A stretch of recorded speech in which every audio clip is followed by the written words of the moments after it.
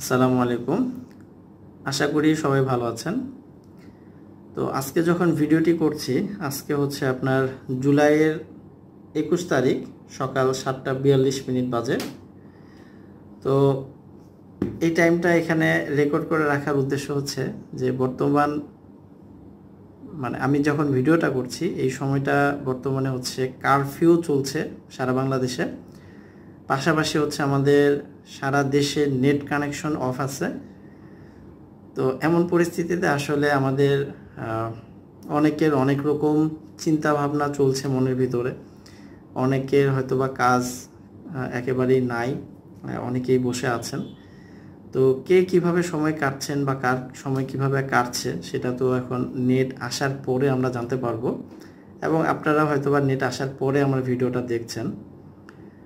তো মেন বিষয় যেটা সেটা হলো যে ধরেন যে কোনো পরিস্থিতিতে আমরা নিজেদেরকে কিভাবে ভালো রাখতে পারি, পজিটিভ রাখতে পারি। তো এইটাই হচ্ছে বিষয়। যে দেখেন যে পরিস্থিতিটা তৈরি হয়েছে একেবারে আনএক্সপেক্টেড একটা পরিস্থিতি। কখনো আমরা এরকম চিন্তা করতে পারি নাই যে 2024 সালে এসে আমাদেরকে 2005 সালে আবার ফিরে যেতে হবে, যখন নেটের এত অ্যাভেলেবেল এই বিষয়টা ছিল না। তো যাক, এটা অনেকে খারাপভাবে নিচ্ছেন, আবার অনেকে হয়তো বা এটাকে পজিটিভভাবে নেওয়ার চেষ্টা করছেন। তো আমি এখানে আসলে আমি পজিটিভ জিনিসটা খোঁজার চেষ্টা করতেছি যে এখানে আমাদের অনেক কিছু লার্ন করার আছে। তো আমি পজিটিভভাবে এটা নেওয়ার ট্রাই করতেছি, এবং আমি ফিল করতেছি যে না, এখানে আমার লার্ন করার অনেক বিষয় আছে, এবং এখানে আমার জন্য এটা অনেক ভালো একটা ব্যাপার হয়েছে। তো সবচেয়ে মজার বিষয় হচ্ছে যে আমরা যারা অনলাইনে কাজ করি, ফ্রিল্যান্সিং করি, বা অনলাইন জগতের মানুষ যাদের ফিনান্সিয়াল বিষয়টা হচ্ছে অনলাইনের সাথে সম্পর্কিত, তো তাদের ক্ষেত্রে দেখা যায় যে অধিকাংশ সময় আমাদের ছুটি থাকে না। ঈদের দিনেও দেখা যায় যে আমাদের কাজ থাকে, কাজ করা লাগে। বাট তারপর আলহামদুলিল্লাহ 9টা 5টার যেই ডিউটি সেটার থেকে আমরা ফ্রি আছি, সেই দিক থেকে অনেক ভালো আছি আলহামদুলিল্লাহ। তো বিষয়টা হলো যে আমাদের অনলাইনে কাজ করতে গেলে রাত দিন মিলে কাজ করার প্রয়োজন হয়, তারপরে হচ্ছে ঈদের দিনেও কাজ করার প্রয়োজন হয়। তো সেই হিসাবে দেখা যায় যে আমাদের কোনো ছুটি আমাদের থাকে না। তো যারা অনেক দিন যাবৎ অনলাইনের সাথে জড়িত বা অনলাইন কাজের সাথে, ফ্রিল্যান্সিং বা যে কোনো সেক্টরে আছেন অনলাইন বিজনেসের সাথে, তো তাদের ক্ষেত্রে দেখা যায় যে ছুটিটা আমরা পাই না। তো সেই হিসাবে আমার কাছে এটা খুব ভালো ফিল হচ্ছে যে অনেক দিন পরে খুব সুন্দর একটা ছুটি কাটাচ্ছি, যখন নেট কানেকশন অফ, পাশাপাশি কোনো কাজ এখন নাই। তো এই ছুটিটাকে কাজে লাগানোর চেষ্টা করছি, বই পড়ে, পড়াশোনা করে, তারপরে কিছু চিন্তাভাবনা করা, পাশাপাশি কিছু লেখালেখি করা, নিজের স্কিল কীভাবে আরও ডেভেলপ করা যায় এই বিষয়গুলো চিন্তা করছি। পাশাপাশি এমন পরিস্থিতি যদি সামনে আরও আসে, বা এই পরিস্থিতি যদি আরও দীর্ঘদিন হয়, তাহলে আমাদের আসলে করণীয় কী, এইগুলো নিয়ে আমি চিন্তা করে আমার সময়টা পার করছি, এবং আলহামদুলিল্লাহ খুব ভালো ফিল করছি আর কি। তো দেখেন, পরিস্থিতি ঘটা এটার কন্ট্রোল আমাদের কাছে নাই, বাট কন্ট্রোল যেটা আছে সেটা হচ্ছে যে ঘটার পরে কি করব, আমি কি রিয়াকশন করব, এই কন্ট্রোলটা আমাদের কাছে আছে।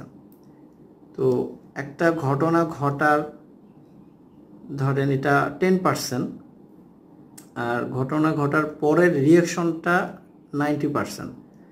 তো এখন এই রিয়াকশনটা দুইভাবে আমরা করতে পারি। একটা হচ্ছে এটাকে পজিটিভ নিয়ে, একটা হচ্ছে নেগেটিভ নিয়ে।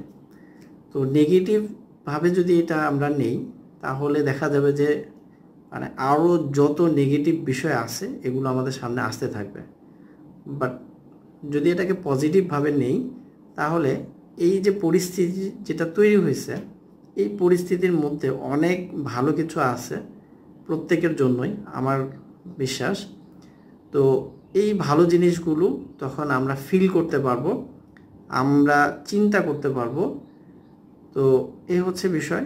তো আসলে মনের যে দৃষ্টিভঙ্গি, মনের যে চিন্তা ভাবনা, এটা আমরা যদি ঠিক করতে পারি তাহলে দেখা যাবে যে যে কোনো পরিস্থিতিতে নিজেকে আমরা কন্ট্রোল করতে পারবো, নিজেকে শান্ত রাখতে পারবো, নিজেকে আমরা স্থির রাখতে পারবো এবং আমরা শান্তিতে থাকতে পারবো। কারণ দেখেন, আমাদের বসবাসটা কোথায় হয়? আমরা যে দুনিয়াতে বেঁচে আছি, আমাদের আমাদের মানে বেঁচে থাকার এই বিষয়টা সবচেয়ে বেশি আমরা থাকি কোথায়? আমরা কিন্তু আমাদের মাইন্ডে থাকি, ঠিক আছে?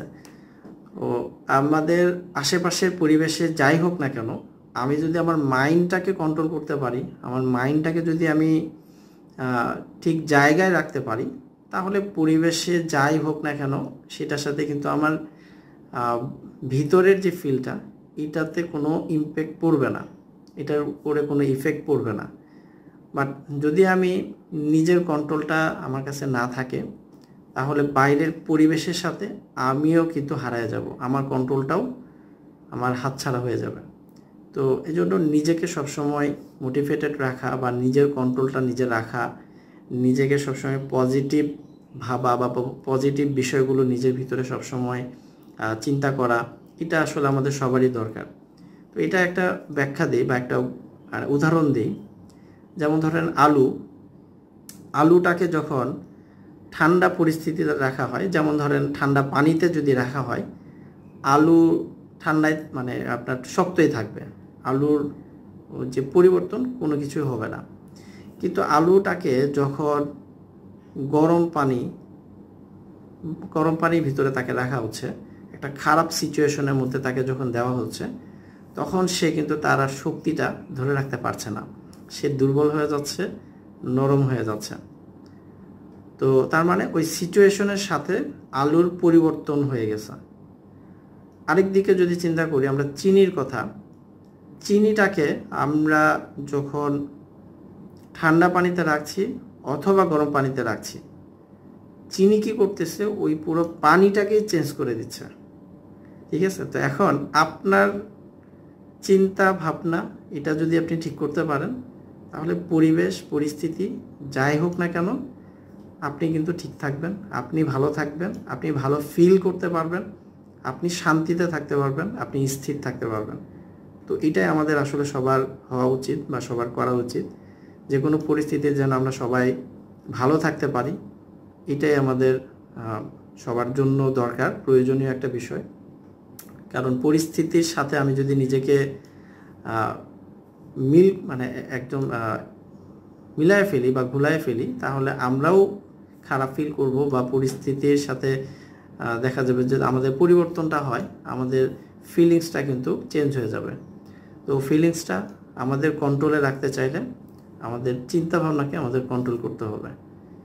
তো ভালো থাকবেন সবাই। হ্যাঁ, পরবর্তীতে হয়তো আরও কয়েকটা আমি ভিডিও করব এই পরিস্থিতির মধ্যে, এগুলো সামনে হয়তো বা দিব। তো সে পর্যন্ত সবাই ভালো থাকেন, সুস্থ থাকেন। আল্লাহ হাফেজ, আসসালামু আলাইকুম।